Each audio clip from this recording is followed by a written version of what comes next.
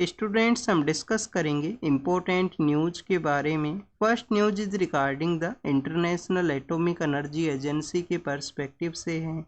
हमारे जो defence minister हैं जम्मू एंड कश्मीर के विजिट के लिए गए हैं, वहाँ पे उनके द्वारा मेंशन किया गया पाकिस्तान का जो इर्रेस्पॉन्सिबल नेचर है उसके बारे में, कि जब भी कन्फ्लिक्ट का सिचुएशन हुआ करता है पाकिस्तान का जो अथॉरिटीज़ हैं, जो पॉलिटिकल पर्सन है, उनके द्वारा यूज किया जाएगा। जो न्यूक्लियर वेपन्स है उसको कन्फ्लिक्ट के समय में यूज है वो कर सकते हैं।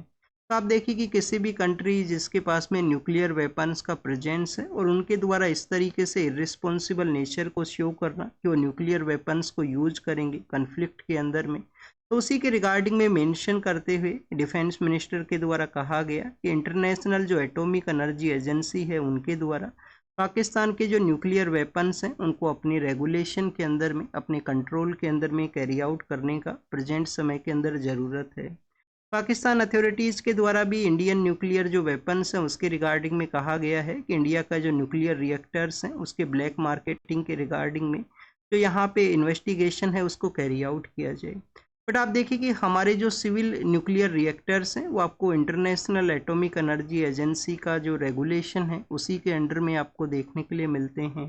2020 के समय में प्रीलिम्स पेपर के अंदर में क्वेश्चन भी पूछा गया था यूपीएससी के द्वारा कि हमारे कुछ न्यूक्लियर रिएक्टर हैं वो तो इंटरनेशनल एटॉमिक एनर्जी एजेंसी के रेगुलेशन के अंडर में हैं, कुछ आप देखिए कि उसके रेगुलेशन के अंडर में नहीं है, तो उसके बिहाइंड में क्या रीजन है। क्योंकि स्टूडेंट्स कुछ हम यहाँ पे जो यूरेनियम है उसको इंपोर्ट करते हैं कुछ अदर कंट्रीज से, तो वो आपको जो न्यूक्लियर रिएक्टर्स हैं वो आपको basically atomic energy agency, international atomic energy agency, उसके रेगुलेशन के अंडर में आपको देखने के लिए मिलेंगे। फिर 2018 के समय भी प्रीलिम्स के पेपर के अंदर में इसी ऑर्गेनाइजेशन से रिलेटेड जो क्वेश्चन है वो पूछ लिया गया था उसके एडिशनल प्रोटोकॉल के बारे में, एडिशनल प्रोटोकॉल जो इंडिया के द्वारा उसको रेटिफाई किया जाएगा। तो एडिशनल प्रोटोकॉल के एग्जिस्टेंस में आने की वजह से हमारे जो सिविल न्यूक्लियर रिएक्टर्स हैं वो आपको इंटरनेशनल एटॉमिक एनर्जी एजेंसी के सेफगार्ड के अंडर में देखने के लिए मिलते हैं। तो ये 2 टाइम्स क्वेश्चन है वो पूछे गए हैं इस साल। आप देखिए कि न्यूक्लियर वेपन्स हैं वो न्यूज के अंदर में हैं, क्योंकि हमारे जो न्यूक्लियर साइंटिस्ट हैं, जब हमने न्यूक्लियर टेस्टिंग का जो प्रोसेस को कैरी आउट किया गया था तो हमारे जो एक इम्पोर्टेंट साइंटिस्ट हैं उनका भी डेथ हुआ था जनवरी के समय में, उनके बारे में मेंशन था द हिंदू न्यूज़पेपर के अंदर में, हमने उसी के बारे में भी रीड किया है। आप देखिए कि सबसे पहले हमारी कंट्री के द्वारा 1973 के समय जो टेस्टिंग प्रोसेस है उसको कैरी आउट किया जाता है। इस टेस्टिंग प्रोसेस का जो कोड नेम है वो क्या रखा गया था, स्माइलिंग बुद्धा है उसका नाम था। फिर स्टूडेंट्स 1998 के समय में पोखरण के वहाँ पे फिर से टेस्टिंग होता है, सेकेंड जो न्यूक्लियर टेस्टिंग है वो किया गया, उसका जो नाम है वो आप देखिए कि मिशन शक्ति है वो रखा गया था। ऑपरेशन शक्ति भी इसको यूज करते हैं 98 का जो पोखरण का जो सेकंड न्यूक्लियर टेस्टिंग है। और 11 मई का जो डे था उसी दिन ये टेस्टिंग को कैरी आउट किया। 11 मई को हम प्रेजेंट समय में सेलिब्रेट करते हैं नेशनल टेक्नोलॉजी डे के रूप से। तो ये कुछ बेसिक इन्फॉर्मेशन है जिनको कि हम मल्टीपल टाइम्स यहाँ पे रिवाइज कर चुके हैं न्यूज़पेपर के ही डिस्कशन के अंदर में।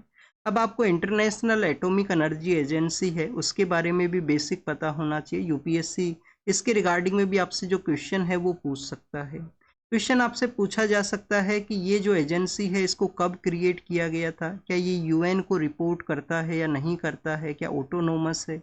तो आप देखिए कि 1957 के समय इसको क्रिएट है वो किया जाता है एक ट्रीटी के थ्रू। कुछ कंट्रीज इसके फाउंडिंग कंट्रीज हुआ करते थे, इंडिया उसका फाउंडिंग मेंबर है, जिनके द्वारा इंटरनेशनल एटॉमिक एनर्जी एजेंसी है उसको फाउंड है वो किया था।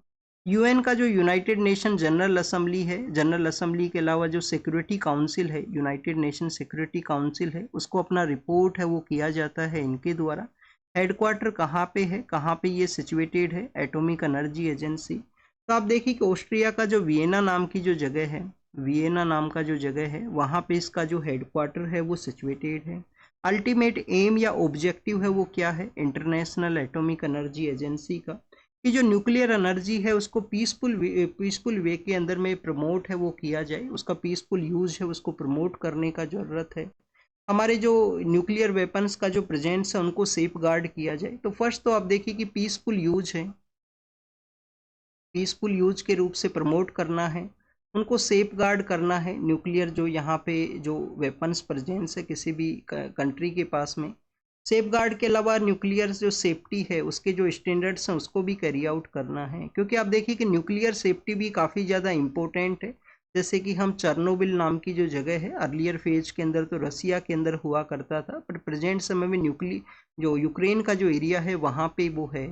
तो चर्नोबिल के अंदर में 1986 के समय में जो न्यूक्लियर आप देखिए कि रिएक्टर के वहाँ से ही डेट लीकेज है वो होता है, काफ़ी सारे लोगों का डेथ हुआ था वहाँ पे। फिर इसके अलावा स्टूडेंट्स फुकुशिमा नाम की जो जगह है जापान के अंदर में, जापान का जो सुनामी का जो कंडीशन था 2012 का, तो वहाँ पे भी न्यूक्लियर रिएक्टर के अंदर में जो लीकेज है वो होता है। तो इस तरीके से न्यूक्लियर जो वेपन्स हैं रिएक्टर्स हैं उनके सेफ्टी एंड सिक्योरिटी जो ग्लोबल स्टैंडर्ड को मेंटेन करना उन सभी का रेस्पॉन्सिबिलिटी इसी ऑर्गेनाइजेशन का है। इनका जो पीसफुल पर्पज के अंदर में यूज़ जो इनके द्वारा प्रमोट किया गया है, तो 2005 के समय इस एजेंसी को नोबल जो पीस प्राइज है, जो नोबल पीस प्राइज है उससे भी इनको अवार्ड है वो किया गया था। अब आपसे क्वेश्चन किस तरीके से पूछे जा सकते हैं, फाउंडिंग इसके फाउंडेशन के बारे में सवाल हो सकता है, यूएन कोई रिपोर्ट करता है उसके बारे में आपसे क्वेश्चन हो सकता है, आपसे एक स्टेटमेंट के अंदर में इसका हेडक्वार्टर पूछ लिया जाएगा, क्या इनको नोबल पीस प्राइज है वो दिया गया है नहीं दिया गया, इस तरीके से आपसे क्वेश्चन है वो पूछ लिए जाएंगे। तो ये आपको बेसिक जो किसी भी ऑर्गेनाइजेशन के बारे में बेसिक है वो पता होना चाहिए। इनके द्वारा स्टूडेंट्स इंटरनेशनल जो न्यूक्लियर सेफ्टी के रिगार्डिंग में या न्यूक्लियर जो प्रोसेस के रिगार्डिंग में जो कॉन्फ्रेंस है उसको भी ऑर्गेनाइज किया जाता है। 24 का जो कॉन्फ्रेंस है वो वियना के वहाँ पे ही, वियना जहाँ पे इनका हेडक्वार्टर है वहीं पे ही इसको ऑर्गेनाइज है वो किया गया था। तो ये न्यूक्लियर सेफ्टी के बारे में हमने रीड किया। अब आप देखिए कि इंडिया के कुछ न्यूक्लियर रिएक्टर्स हैं उनके बारे में तो आप पता ही कर लेना, उनको मैप के ऊपर प्रैक्टिस कर लेना, क्योंकि जीएस पेपर 1 मेंस के अंदर भी आपसे सवाल पूछे जा सकते हैं। और हमारे जो न्यूक्लियर रिएक्टर्स हैं वो आपको पता होना चाहिए कि काकरा पर कहाँ पे है, जो अदर हमारे यहाँ पे हैं राजस्थान के अंदर में रावट भाता है, इसके अलावा आप देखिए कि तारानगर है और कुडनकुलम है जो सदर्न पार्ट के अंदर में, कलपक्कम है, हरियाणा के अंदर भी एक डेवलपिंग फेज के अंदर में है, उसका जो नाम है वो गोरखपुर है जो फतेहाबाद डिस्ट्रिक्ट के अंदर में है। तो इस तरह नरोरा जो उत्तर प्रदेश के अंदर में है। तो ये बेसिकली कुछ हमारे यहाँ पे न्यूक्लियर रिएक्टर्स के आपको एग्जाम्पल हैं वो ज़रूर से पता होना चाहिए। क्वेश्चन अगर आपसे पूछा जाए तो आप कैसे करोगे, क्वेश्चन में आप अगर जीएस के अंदर में पूछा जाए तो आपको रफ मैप तो बनाना ही है, रफ मैप के अंदर में आपको मार्क भी करना है जिससे कि आप कुछ एक्स्ट्रा मार्क्स है उनको यहाँ पे फैच कर सको अपना राइटिंग प्रोसेस के थ्रू में। अब हमने यहाँ पे पाकिस्तान का इर्रेस्पॉन्सिबल नेचर के बारे में रीड किया कि इर्रेस्पॉन्सिबल कंट्री है, बार बार इस तरीके से ब्लैकमेलिंग किया जाता है, न्यूक्लियर वो वेपन्स को यूज करेंगे कन्फ्लिक्ट सिचुएशन के अंदर में। तो इंडिया का आप देखिए कि न्यूक्लियर जो डॉक्ट्राइन है वो कैसा है। इंडिया का जो न्यूक्लियर जो डॉक्ट्राइन है वो आपको देखने के लिए मिलेगा, इंडिया यूज करता है नो फर्स्ट यूज का कॉन्सेप्ट, कि इंडिया के द्वारा कभी भी न्यूक्लियर जो वेपन्स हैं उनको फर्स्ट टाइम यूज है वो नहीं किया जाएगा। अगर कोई न्यूक्लियर स्टेट है वो इंडिया के अगेंस्ट में न्यूक्लियर वेपन्स को यूज करता है तो उसके रिटेलिएशन के अंदर में हम इसको यूज करेंगे। नो फर्स्ट यूज का कॉन्सेप्ट है जो न्यूक्लियर डॉक्ट्राइन है 2003 के समय जिसको अडोप्ट है वो किया गया था। और भी उसके कुछ प्रोसेस हैं कि कोई भी ऐसा कंट्री है, कोई भी ऐसा स्टेट है जिनके पास में न्यूक्लियर वेपन्स नहीं है तो उनके अगेंस्ट में उसका नहीं यूज होगा। No use against the non nuclear state. Nuclear disarmament है उसके रिगार्डिंग में भी इंडिया कमिटेड है अपने न्यूक्लियर डॉक्ट्राइन के अंदर में। मिनिमम जो क्रेडिबल मिनिमम डेटरेंस है उसको कैरी आउट करने के पर्सपेक्टिव से वेपन्स को बताया गया है इंडिया के द्वारा अपने डॉक्ट्राइन के अंदर में। तो नो फर्स्ट यूज का हमारे यहाँ पे कॉन्सेप्ट है। ये एक आप देखिए कि रेस्पॉन्सिबल कंट्री का एक कैरेक्टरिस्टिक जो आपको यहाँ पे शो होता है, जैसे कि आप देखिए कि हमारे कंट्री के द्वारा कभी भी किसी अदर जो कंट्री का जो टेरिटरी है उसके ऊपर में अटैक है वो नहीं किया गया। ऑपरेशन सिंदूर के दौरान में भी जो अटैक हुआ है, जो हमने टेररिस्ट का जो बेसेज है वहाँ पे अटैक किया गया था, उसके अंदर में कम्प्लीटली मेंशन था कि किसी भी मिलिट्री इंफ्रास्ट्रक्चर, किसी भी सिविलियन इंफ्रास्ट्रक्चर या सिविलियन पर्सन है उनको नहीं टारगेट किया गया था इनिशियल पार्ट के अंदर में ऑपरेशन सिंदूर के दौरान में। टेरर बेसेस को इस वजह से टारगेट किया गया क्योंकि उनके द्वारा कंटिन्यूस इंडिया के अगेंस्ट में टेररिस्ट एक्टिविटी हैं, टेररिस्ट पर्सनस हैं, उनको सेंड किया जाता है जो कि हमारे सिविलियन पर्सनस को टारगेट करते हैं, मिलिट्री पर्सनल्स को टारगेट है वो करते हैं। और पाकिस्तान के अंदर में इस तरीके से काफ़ी सारे टेररिस्ट ऑर्गेनाइजेशन के जो बेसेज हैं वो सिचुएटेड हैं। कभी वो अदर कंट्रीज़ के लिए इस वर्क को कैरी आउट करते थे, किसी दूसरे कंट्री को आप देखिए कि काउंटर करने के रिगार्डिंग उन्होंने टेररिस्ट पर्सनस हैं उनको इस तरीके से ट्रेंड किया, उनको यहाँ पे कम्प्लीटली उनका जो नर्चरिंग प्रोसेस है उनके द्वारा कैरी आउट है वो किया गया था। फिर आप देखिए कि बाद में वो पाकिस्तान के अगेंस्ट में भी काफ़ी बार एक्टिविटीज़ हुआ करती हैं, काफ़ी इनसाइड पाकिस्तान के अंदर भी इस तरीके का आपको जो टेररिस्ट अटैक्स हैं वो देखने के लिए मिलते हैं। तो ये फर्स्ट न्यूज़ था इंडिया का nuclear doctrine, nuclear process, atomic energy agency, सबके बारे में हमने देखा। नेक्स्ट आप देखिए कि प्रेसिडेंशियल रेफरेंस के बारे में है। तमिलनाडु के जो पॉलिटिकल लीडर हैं उनके द्वारा इसके अगेंस्ट में कहा गया है, इसको अपोज किया गया है, बट प्रेसिडेंशियल रेफरेंस बेसिकली किसके पर्सपेक्टिव से है। रिसेंटली सुप्रीम कोर्ट के द्वारा तमिलनाडु स्टेट का जो केस था जिसके अंदर में जो स्टेट लेजिस्लेटिव असेंबली के जो बिल्स हैं उनको असेंट देने के रिगार्डिंग में था, तो एक टाइम लाइन है वो डिसाइड किया था सुप्रीम कोर्ट ने।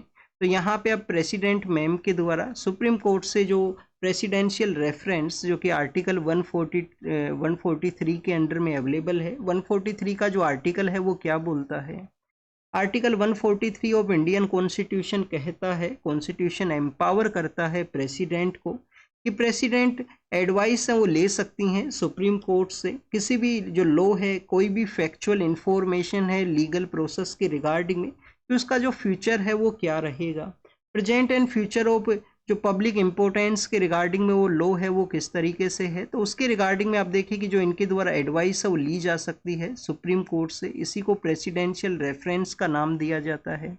तो इनके द्वारा जो स्टेट लेजिस्लेटिव असेंबली के जो बिल्स हैं जिनको कि बताया गया कि एक टाइम बाउंड मैनर के अंदर में अगर नहीं किया गया तो उन बिल्स को बेसिकली डीम्ड कैटेगरी के अंदर में मान लिया जाएगा, डीम्ड वे के अंदर में उनको पास है वो मान लिया जाएगा।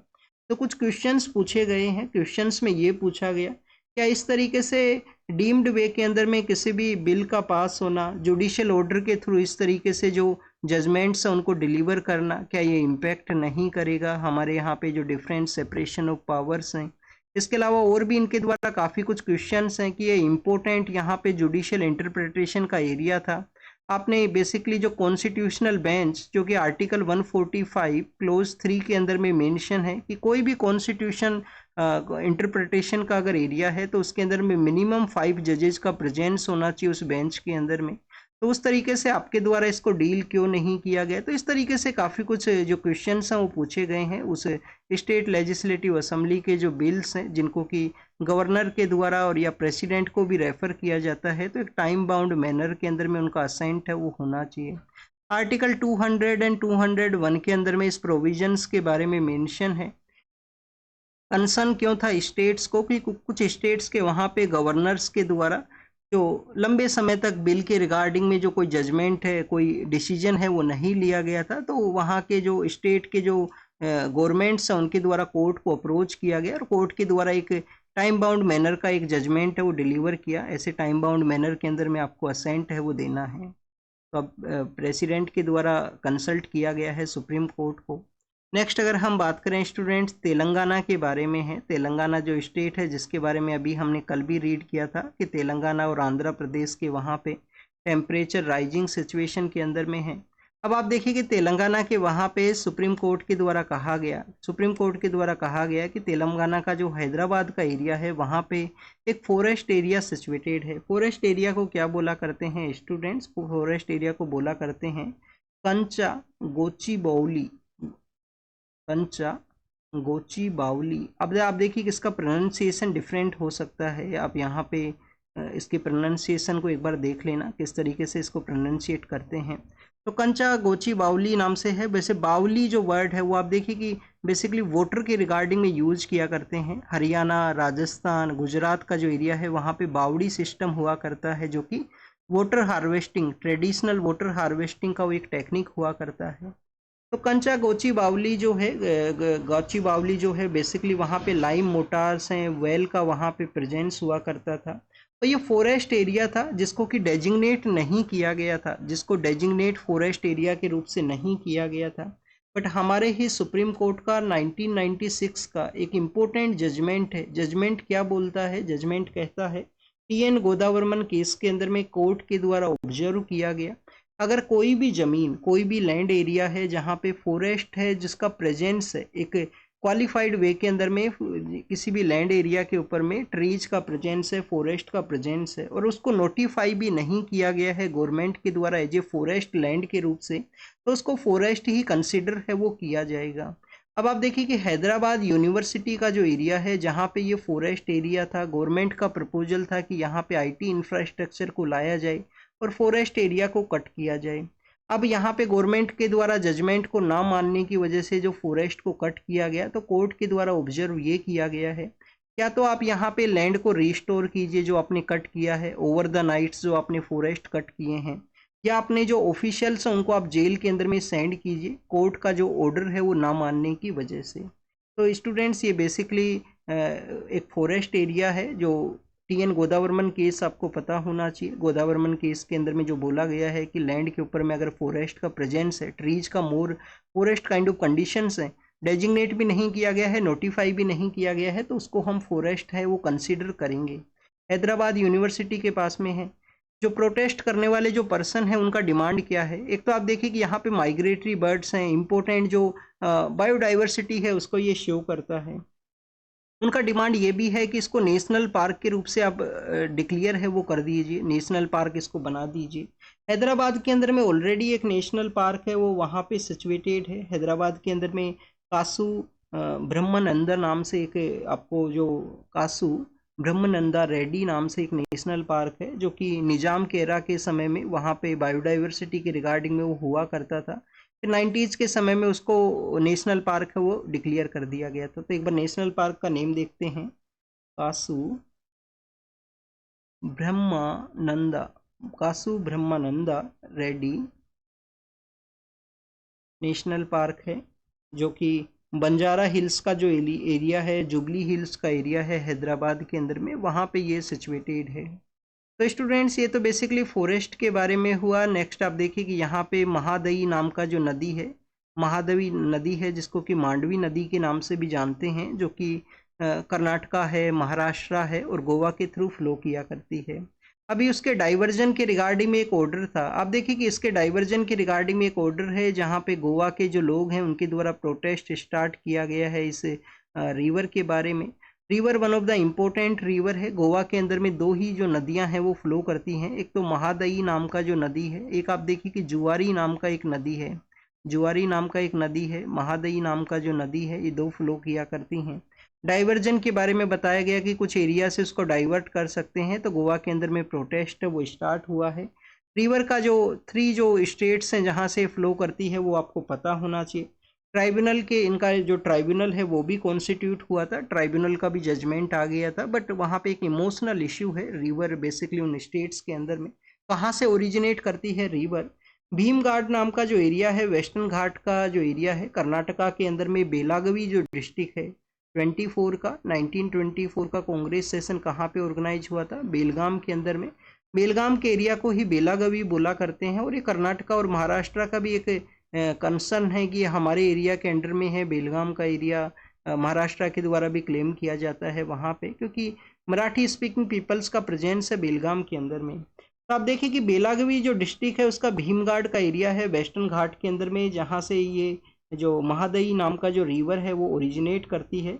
और ये जो मंडावी नाम का जो नदी है, महादई है और जुआरी नाम का जो नदी है, उनके कन्फ्लुएंस के थ्रू आपको वहाँ पे गोवा के अंदर में जो हमारा एक पोर्ट जो सिचुएटेड है, मेजर पोर्ट, कौन सा पोर्ट है स्टूडेंट्स? गोवा के अंदर में मोरमू गांव नाम का जो पोर्ट है, मरमू गांव नाम का जो पोर्ट है, उसका जो नेचुरल हार्बर है वो क्रिएट होता है रिवर्स के कन्फ्लुएंस की वजह से।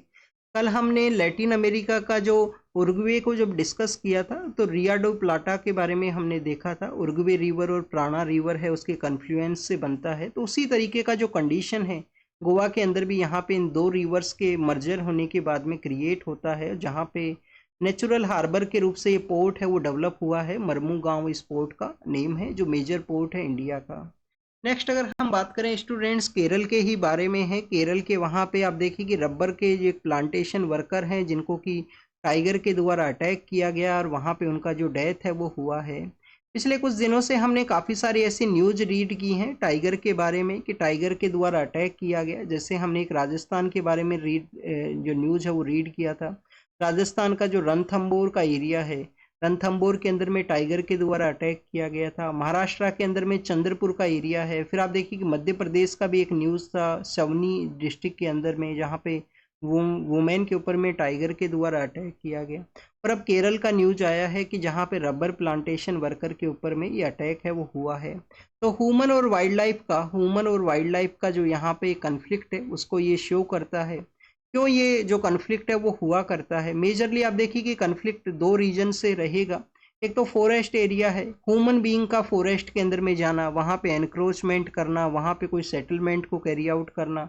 राजस्थान का जो न्यूज़ है उसके अंदर में तो फॉरेस्ट गार्ड थे जिनको कि अटैक किया गया था, वो तो अपना ड्यूटी के दौरान में उनके ऊपर अटैक हुआ है।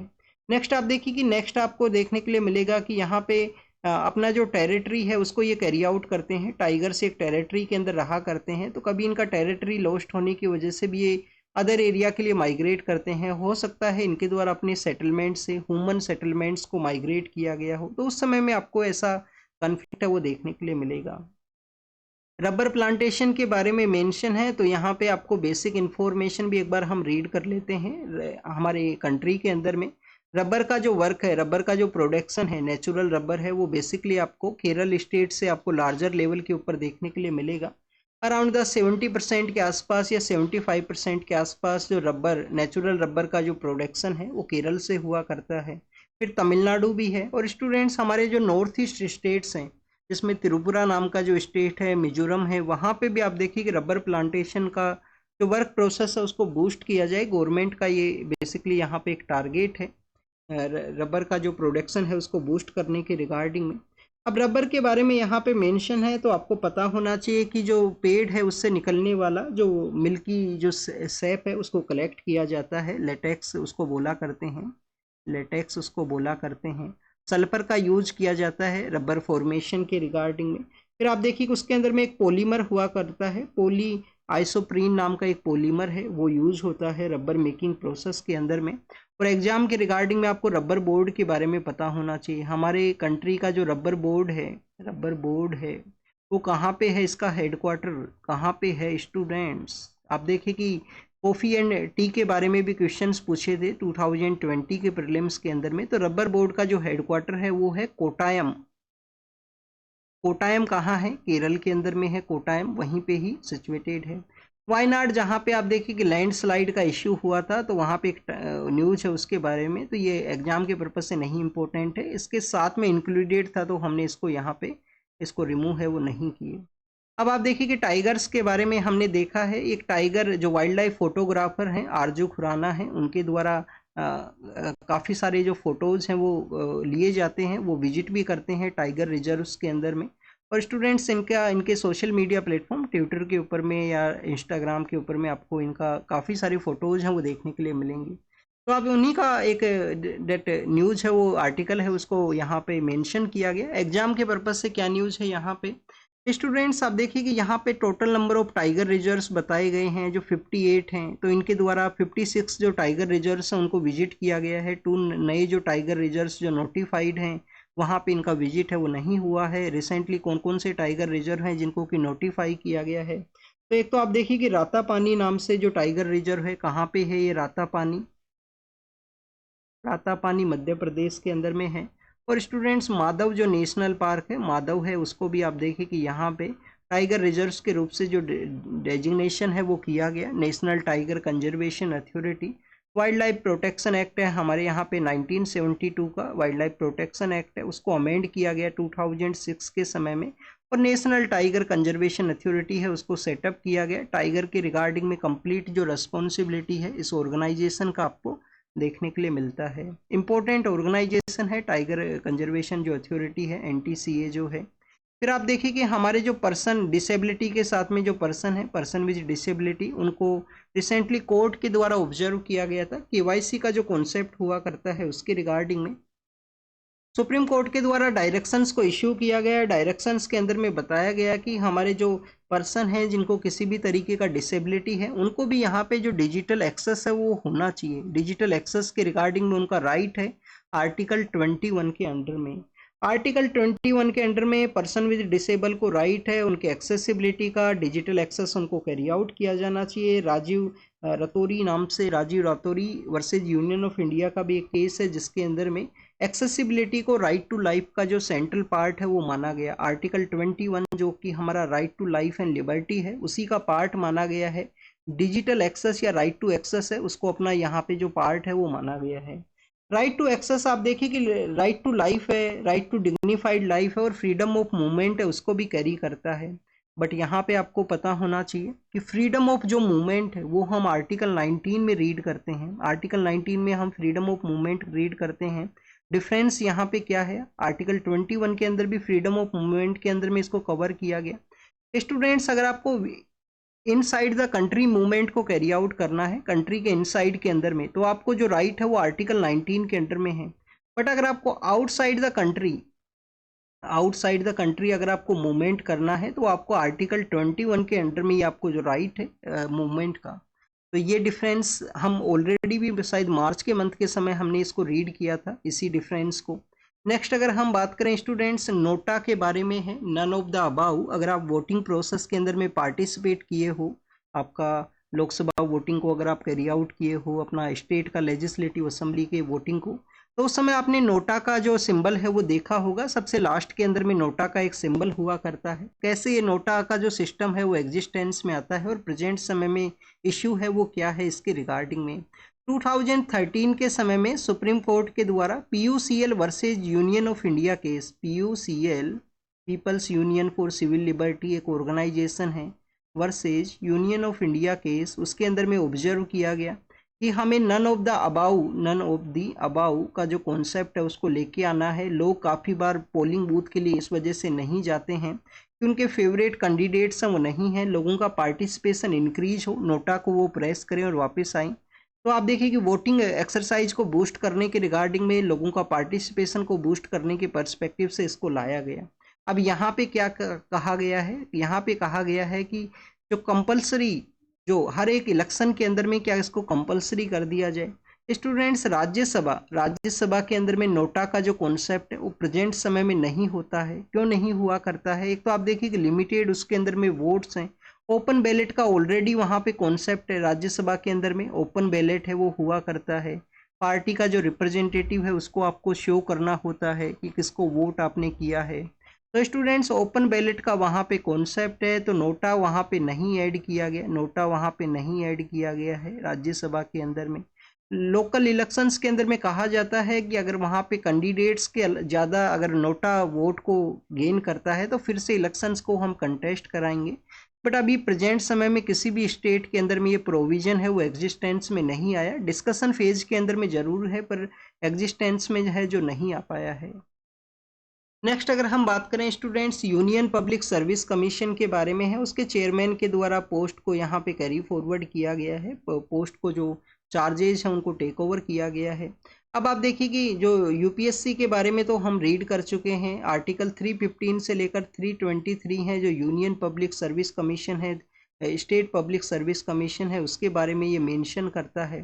बट आपको एक और इन्फॉर्मेशन यहाँ पे होना चाहिए, यूपीएससी के जो चेयरमैन हैं 65 और 6 ईयर मैक्सिमम इनका जो टेन्योर का जो प्रोसेस है वो होना चाहिए। उससे ज़्यादा इनके द्वारा अपना जो पोस्ट है उसको नहीं कैरी आउट किया जा सकता है। कल भी हमने इसके बारे में जो डिस्कस है वो किया था। नेक्स्ट इंडिया और पाकिस्तान के बारे में है, डिप्लोमेटिक आउटरीच के थ्रू अलग अलग जो डिप्लोमेटिक पर्सनस हैं उसके द्वारा इंडिया के द्वारा अपना जो प्रोसेस है उसके बारे में बताया गया है कि कैसे वो कंट्री के द्वारा स्टेट स्पॉन्सर टेररिज्म है जो हमारे कंट्री के अगेंस्ट में सेंड किया जाता है, टेररिस्ट को ट्रेंड करना, एंटी इंडिया सेंटीमेंट को कैरी आउट करना। वहाँ पे आप देखें कि विद इन द कंट्री भी पाकिस्तान के अंदर में जो माइनॉरिटी कम्युनिटीज़ हैं, चाहे वो क्रिश्चियन कम्युनिटी हैं, हिंदुइज्म है, या आप देखें कि विद इन द इस्लाम के जो फॉलोवर्स हैं उसके अंदर में भी आपको अहमदिया कम्युनिटी हैं, अहमदिया के अलावा हजाराज हैं, उनके ऊपर अटैक कंटिन्यूस देखने के लिए मिलेंगे। उनके ऊपर अटैक कर दिए जाते हैं, उनके रिलीजियस वर्शिप के जो प्लेसेज हैं उनको डिस्ट्रॉय कर दिया जाता है। तो इंडिया के द्वारा वही सब यहाँ पे बताया गया है। नेक्स्ट आप देखिए कि इंडिया और पाकिस्तान के अलावा आपको इंडस वाटर ट्रीटी के बारे में भी एक न्यूज़ मेंशन था, हमारे पॉलिटिकल लीडर्स के स्टेटमेंट्स हैं वो भी वहाँ पे मेंशन थे। तो हम उन सभी टॉपिक्स को डिस्कस कर चुके हैं, इस वजह से हमने उसको नहीं इंक्लूड किया है यहाँ पे। Minister of external affair S Jaishankar sir, जो कि फॉर्मर ब्यूरोक्रेट रहे हैं, फॉर्मर डिप्लोमेट रहे हैं, उनके द्वारा आप देखिए कि तालिबान के साथ में डिस्कशन है वो किया गया। तालिबान के जो फॉरेन मिनिस्टर हैं उनके साथ में डिस्कशन किया गया। इंडिया तालिबान को ऑफिशियली रिकॉग्नाइज नहीं करता है प्रेजेंट समय के अंदर में। कुछ दिनों पहले हमारे जो फॉरेन सेक्रेटरी हैं उनके द्वारा भी तालिबान के साथ में डिस्कशन किया गया था कतर के वहाँ पे। फिर आप देखिए कि पहलगाम टेरर अटैक के अंडर में तालिबान के द्वारा उस दौरान में तालिबान के द्वारा उस सिविलियंस को जो अटैक किया गया उसको कंडेम किया गया था तालिबान के द्वारा। अब यहाँ पे फर्स्ट टाइम मिनिस्टर लेवल के ऊपर में किसी तरीके से जो डिस्कशन है तालिबान के साथ में। तालिबान एक नॉन स्टेट एक्टर के रूप से था, यूएस के द्वारा पावर वहाँ से विड्रॉवल किया जाता है और इनके द्वारा इनको पावर है वो हैंड ओवर कर दी जाती है 2021 के समय में। एक आप देखिए कि तालिबान कंटिन्यूस ह्यूमन राइट का भी वायलेशन करता है, वुमेन्स को जो प्रॉपर इक्वलिटी राइट्स हैं वो नहीं अवेलेबल हैं अफगानिस्तान के वहाँ पे। नेक्स्ट अगर हम बात करें स्टूडेंट्स गिग वर्कर्स के पर्सपेक्टिव से है। गिग वर्कर्स आप देखिए कि जो प्लेटफॉर्म वर्कर्स हुआ करते हैं 20 ईयर्स पहले या 10 ईयर पहले ये जो जॉब है वो काफ़ी कम है वो हुआ करती थी। 20 ईयर्स पहले तो आप देखिए कि एग्जिस्टेंस ही नहीं हुआ करता था। गवर्नमेंट का ऑफिशियली यहाँ पे जो पोस्ट कार्ड्स हैं उनकी सप्लाई का एक प्रोसेस हुआ करता था। बट यहाँ पे बेसिकली आप देखिए कि जो गिग वर्कर्स हैं प्लेटफॉर्म वर्कर्स हैं, क्योंकि कुछ ऐसे स्टार्टअप्स आए जो कि ऐप बेस हैं, डिलीवरी प्रोसेस के ऊपर में बेस जो स्टार्टअप्स हैं, तो स्टूडेंट्स उसके बाद में गिग वर्कर्स के जो नंबर्स हैं वो इंक्रीज हुए हैं। इनका यहाँ पे डिमांड ये है कि मिनिमम वेज इनका इंश्योर किया जाए। कोई इनका वर्क के रिगार्डिंग में आप देखिए कि कंटिन्यूस इनको काफ़ी सारी प्रॉब्लम्स हैं। आप समर के समय में देखिए कि टेम्परेचर इनको फेस करना होता है, विंटर के समय में इनको जो कोल्ड जो वेव्स हैं उनको फेस करना होता है, और स्टूडेंट्स रेनी सीजन के अंदर भी इनका कंटिन्यूस अपना डिलीवरी के रिगार्डिंग में वर्क को कैरी आउट करते हैं। एक टाइम बाउंड मैनर के अंदर अगर डिलीवरी को नहीं किया गया तो कस्टमर भी यहाँ पे इनके अगेंस्ट में कंप्लेंट्स फाइल करेंगे, इनका जो कुछ इंसेंटिवाइज मिलना था उसके अंदर में कट रहेगा। तो एक मिनिमम वेज है वो होना चाहिए। सोशल सिक्योरिटी इनको प्रोवाइड किया जाए। राजस्थान के जो फॉर्मर मिनिस्टर थे, फॉर्मर चीफ मिनिस्टर थे अशोक गहलोत, वो आप देखिए उनके द्वारा काफ़ी अच्छा जो एक वर्क है वो लाया गया था। इनको इंश्योरेंस भी प्रोवाइड करने के रिगार्डिंग में कि कोई इनका इंसिडेंट होता है वर्क के दौरान में तो इनको इंश्योरेंस भी प्रोवाइड किया जाए। वो जब पावर के अंदर में हुआ करते हैं, अशोक गहलोत जब पावर के अंदर में होते हैं, तो आप देखिए कि वर्क वो काफ़ी अच्छा कैरी आउट करते हैं, वर्क उनका काफ़ी अच्छा हुआ करता है। जैसे कि जब भी वो पावर के अंदर में आए हैं उनके द्वारा रूरल एरिया को सोशल सिक्योरिटी प्रोवाइड करने के लिए पेंशन सिस्टम उनके द्वारा स्टार्ट किया गया था। तो अर्लियर फेज के अंदर में वो पावर में थे। हेल्थ के रिगार्डिंग में काफ़ी सारे इनिशिएटिव्स हैं। अब गिग वर्कर्स का जब कंट्री के अंदर में किसी भी एरिया के द्वारा नहीं सोचा गया था तो उनके द्वारा गिग वर्कर्स को ऐसा जो सोशल सिक्योरिटी जो इंश्योरेंस फैसिलिटीज वो प्रोवाइड करने का कहा गया। तो स्टूडेंट्स नेक्स्ट अगर हम बात करें इसरो के बारे में है। इसरो के बारे में है स्टूडेंट्स की इसरो के द्वारा अर्थ ऑब्जर्विंग सैटेलाइट्स है उसको लॉन्च किया जाएगा PSLV रॉकेट के थ्रू, और इसके थ्रू हमारा जो सर्विलेंस सिस्टम है वो इम्प्रूव होगा, सर्विलेंस सिस्टम है वो इम्प्रूव होगा। अभी हमने राजस्थान के फॉर्मर CM के बारे में डिस्कस किया। हम RTI के बारे में रीड करते हैं, राइट टू इन्फॉर्मेशन। आप देखिए कि मजदूर किसान शक्ति संगठन जो है, ये जो ऑर्गेनाइजेशन है जिसके द्वारा मेनली RTI के बारे में ट्रांसपेरेंसी के बारे में कहा गया था, ये ऑर्गेनाइजेशन के द्वारा जब पुश किया गया तो राजस्थान के द्वारा आप देखिए कि ब्रेन चाइल्ड ये राजस्थान के अंदर में हुआ करता था उस समय में। फिर बाद में ये एग्जिस्टेंस में आता है, सेंट्रल गवर्नमेंट इसको लेके आती है 2005 के समय में। राइट टू इन्फॉर्मेशन का जो राइट है हर एक पर्सन को। नेक्स्ट आप देखिए कि यहाँ पे सीरिया के बारे में है। सीरिया में आप देखिए कि 6 मंथ पहले जो ऑर्गेनाइजेशन है HTS एक टेरर ऑर्गेनाइजेशन हुआ करता था। इसके जो हेड हुआ करते थे जलोनी नाम से जो पर्सन है वो एक टेररिस्ट पर्सन के रूप से डेजिग्नेट थे। उनके ऊपर में कुछ प्राइज है वो भी रखा गया था सिक्योरिटी काउंसिल के द्वारा, बट उनके द्वारा पावर को कैप्चर किया गया। सीरिया के अंदर में प्रेसिडेंट उनके जो पॉलिटिकल लीडर हैं उनको रिमूव करते हुए, और न्यू बिगनिंग यहाँ पे स्टार्ट हुआ है कि अभी रिसेंटली US के जो लीडर हैं वो मिले हैं HTS के साथ में। लीबिया काइंड ऑफ सिचुएशन ना हो, इस वजह से भी ग्लोबल पावर्स के द्वारा इसके सीरिया के अगेंस्ट में जो सैंक्शंस हैं उसको रिमूव है वो किया गया। और न्यू बिगनिंग के थ्रू कोई भी सेक्टेरियन क्लैश ना हो, सीरिया अपने डेवलपमेंट को कैरी आउट करे, जिससे कि उस एरिया के अंदर में जो अनस्टेबिलिटी है उसको हम यहाँ पे रिड्यूस हम वो कर सकें, ग्लोबल पावर्स उसके अंदर में एक सपोर्ट यहाँ पे प्रोवाइड करें। तो ये सीरिया के बारे में था। अलावाती हैं, वहाँ पे आप देखिए कि लताकिया नाम का एक रीजन है जहाँ पे कुछ कन्फ्लिक्ट्स अभी प्रेजेंट समय में देखने के लिए भी मिला था। क्या सीरिया मेडिटेरियन सी के साथ अपना एरिया शेयर करता है? यस स्टूडेंट्स, मेडिटेरियन सी के साथ अपना एरिया है वो शेयर करता है। सपोज कीजिए लेबनान है, सपोज कीजिए इजराइल है यहाँ पे सिचुएटेड। और आप देखिए कि सीरिया तो इस तरीके से है, सीरिया इस तरीके से है, यहाँ पे मेडिटेरियन के साथ भी अपना एरिया शेयर करता है। यहाँ पे गोलान हाइट्स है, गोलान हाइट्स इस जो जलोनी नाम के जो पर्सन है उनका नेटिव प्लेस हुआ करता था, जो यूपीएससी ने 2015 के समय क्वेश्चन पूछा था गोलन हाइट्स के बारे में। गोलान हाइट्स आप देखिए कि सीरिया का है, बट इजराइल के अनेक्स के अंदर में है, इजराइल के कंट्रोल के अंदर में है। 12 मई का जो डे है उसको हम नर्सेज डे के रूप से सेलिब्रेट करते हैं। एवरी ईयर उनके कंट्रीब्यूशन को रिकॉग्नाइज करने के पर्सपेक्टिव से नर्सेज डे का जो सेलिब्रेशन है वो कैरी आउट करते हैं। फ्लोरेंस नाइटिंगले नाम का वो पर्सनैलिटी है जिनकी मेमोरी के अंदर में नर्सिंग डे है वो कैरी आउट है। नर्सेज का जो डे है उसको यहाँ पे याद है वो रखा जाता है उनके कंट्रीब्यूशन को। और आप देखिए कि नर्सेज के अंदर भी ही निफा वायरस के ट्रीटमेंट के दौरान में 2018 के समय में एक नर्सिंग पर्सनैलिटी है उनका डेथ होता है। तो इनका एक इम्पोर्टेंट कंट्रीब्यूशन अनसंग हीरोज के रूप से हम इनको देख सकते हैं, क्योंकि इनका आप देखिए कि काफ़ी बार जो प्रॉपर अगर जब भी मेडिकल सेक्टर का बात होता है डॉक्टर्स के बारे में मेंशन किया जाता है, बट नर्सेज का जो कंट्रीब्यूशन है उसको नहीं रिकॉग्नाइज किया जाता उस तरीके से। तो अनसंग हीरोज हैं हमारे हेल्थ सेक्टर के, अनसंग हीरोज हैं, तो उनके बारे में यहाँ पे मेंशन है कि थैंक यू उनको करना नॉट एनफ है। उनको प्रॉपर लीडरशिप, उनको प्रॉपर जब भी हेल्थ सेक्टर के रिगार्डिंग में डिस्कशन हो तो उनको यहाँ पे इंक्लूड है वो किया जाए। स्टूडेंट्स यहाँ पे अर्जेंट नीड के बारे में बताते हुए कि हेल्थ सेक्टर के अंदर में नर्सेज को भी एम्पावर करने का ज़रूरत है। उनके द्वारा कहा गया है कि इनके राइटर के द्वारा कहा गया है कि 97% जो हमारे हेल्थ पर्सनल्स हैं उसके अंदर में 47% जो हेल्थ पर्सनल्स हैं वो कौन है? वो नर्सेज कैटेगरी से बिलोंग किया करते हैं। नर्सेज ये हैं, या अब देखिए कि मिडवाइफ्स के रूप से उनका जो वर्क हुआ करता है। अनरिप्रेजेंटेशन है किसी भी तरीके का लीडरशिप के अंदर में, पॉलिसी मेकिंग के अंदर में, और कोई भी आप देखिए कि ऑटोनोमस उनको जो रोल है वो नहीं प्रोवाइड किया गया है। डॉक्टर्स के असिस्टेंट के रूप से इनका हुआ करता है। ऑस्ट्रेलिया के वहाँ पे, बोट्सवाना के वहाँ पे कुछ ऐसे कंट्रीज बताए गए हैं जहाँ पे नर्सेज को प्रॉपर ऑटोनोमस जो वर्किंग प्रोसेस के अंदर में प्रोवाइड किया गया है। तो उसी ऑस्ट्रेलिया के जो लेसन्स है उनको हमें अडोप्ट करना चाहिए हेल्थ सेक्टर के अंदर में। प्रॉपर एफिशिएंसी है उसको कैरी आउट करने का अगर हमें ज़रूरत है, उसको इम्प्रूव करने का ज़रूरत है। तो ये नर्सेज के बारे में था। एग्जाम के अंदर में क्या क्वेश्चन पूछा जा सकता है? यस स्टूडेंट्स, अभी आप देखिए कि आशा वर्कर्स हैं वो भी कंटिन्यूस प्रोटेस्ट के अंदर में है अपने वेज के रिगार्डिंग में, कि उनका जो वेज है उसको वॉलंटियर बेसिस पे आशा वर्कर्स को स्टार्ट किया गया था।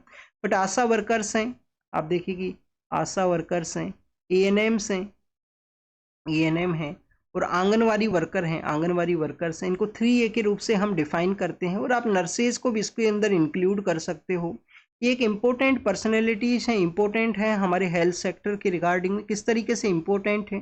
कोई भी सेक्टर का आप देखिए कि वर्क को प्रॉपर वे के अंदर में कैरी आउट जो करना है, जो यहाँ पे एग्जीक्यूट करना है, आशा वर्कर्स को यहाँ पे वॉलंटरी बेसिस पे स्टार्ट किया गया। तो आप देखिए कि उसके अंदर में हमारे यहाँ पे इंस्टीट्यूशनल डिलीवरी हैं वो इम्प्रूव हुई हैं, जननी सुरक्षा योजना है, डिफरेंट इंसेंटिवाइज भी किया गया है यहाँ पे एएनएम्स के थ्रू। और आप देखिए कि आंगनवाड़ी वर्कर्स के थ्रू ग्रास रूट लेवल के ऊपर में जो प्रेग्नेंट वुमेन्स हैं उसके न्यूट्रिशनल लेवल है वो इम्प्रूव हुआ। आंगनवाड़ी वर्कर्स के अंदर में जो न्यूट्रिशनल सपोर्ट के अलावा जो चिल्ड्रंस का भी आप देखिए कि जो अर्लियर स्कूल एजुकेशन है उसके अंदर में रोल प्ले करते हैं। वो बेसिकली जो स्कूल्स जाने से पहले जो अर्लियर जो एजुकेशन है उसके अंदर में न्यूट्रिशनल इम्प्रूवमेंट के अंदर में भी रोल है। तो ऐसा ही हमको यहाँ पे नर्सेज के रिगार्डिंग में भी उनके रोल को एम्पावर करने का ज़रूरत है अदर कंट्रीज से लेसन्स को कैरी आउट करते हुए। नेक्स्ट अगर हम बात करें स्टूडेंट तुर्की के बारे में है, इंडिया और तुर्की के जो रिलेशंस आप देखिए कि डिक्लाइन हुए हैं, जिस तरीके से उनके द्वारा पाकिस्तान को सपोर्ट किया गया, ड्रोन्स का सप्लाई किया गया कन्फ्लिक्ट के दौरान में। टर्की के वहाँ पे एक पीकेके नाम का एक ग्रुप हुआ करता था, उनके जो लोग हैं उनके द्वारा अभी रिसेंटली सरेंडर है वो किया गया था। तो अभी आप देखिए कि जब तक उनके अगेंस्ट में मिलिट्री ऑपरेशंस को नहीं रिमूव किया जाएगा, जब तक कि कंप्लीटली जो थ्रेट है उसको यहाँ पे नहीं एलिमिनेट है वो किया जा सके। तो मिलिट्री प्रोसेस के बारे में कहा गया है टर्की के द्वारा। नेक्स्ट आप देखिए कि यूएस के वहाँ पे जो हायर एजुकेशन इंस्टीट्यूशंस उनकी फंडिंग को जो रोक दिया गया था जो न्यू पॉलिटिकल लीडर हैं उनके द्वारा। तो उसी के बाद में कुछ यहाँ पे फंडिंग प्रोसेस के बारे में मेंशन है। एजुकेशन इंस्टीट्यूशंस का कुछ फंडिंग स्टॉपेज का वहाँ पे इशू हुआ है। रसिया का है, रसिया के जो मिलिट्री के जो चीफ हैं, लैंड का जो टेरिटोरियल एरिया का जो मिलिट्री हुआ करता है तो उसको यहाँ पे रिमूव किया गया है। और स्टूडेंट्स यहाँ पे मेंशन किया गया है बेसिकली गाजा स्ट्रिप के बारे में, और गाजा के अंदर ही इजराइल के द्वारा एयर स्ट्राइक है वो किया गया। तो गाजा के बारे में है, गाजा कंटिन्यूस न्यूज़ के अंदर में है, लास्ट काफ़ी समय हो चुका है, कंटिन्यूस न्यूज़ में है। ईरान का जो न्यूक्लियर प्रोग्राम है उसको उसका जो डील है वो एक क्लोजिंग फेज के अंदर में है, ये यूएस के द्वारा कहा गया। और स्टूडेंट्स यहाँ पे यूक्रेन के जो पॉलिटिकल लीडर हैं जेलेनेस्की, वो टर्की के विजिट के लिए जाएंगे। टर्की ने 2022 के समय अपना जो नाम है वो चेंज कर दिया था, नाम किया था स्टूडेंट तुर्कई। तुर्की उनका नेम है प्रेजेंट समय के अंदर में। तो student this is all the news is related to the today's newspaper. आपको जो भी न्यूज़ है, होमवर्क है जो बताया गया है उनको रीड कीजिए, रिवाइज कीजिए। कुछ होमवर्क दिया गया है तो कमेंट सेक्शन के अंदर में बताना, और पार्टिसिपेट कीजिए कमेंट सेक्शन के अंदर में। आप पार्टिसिपेट करोगे जब ही आपको टॉपिक्स याद रहेंगे, जब भी आपको लॉन्ग टर्म बेसिस पे आप याद रख पाओगे एग्ज़ाम के अंदर में क्या पूछा जाएगा किस तरीके से। तो थैंक यू वेरी मच।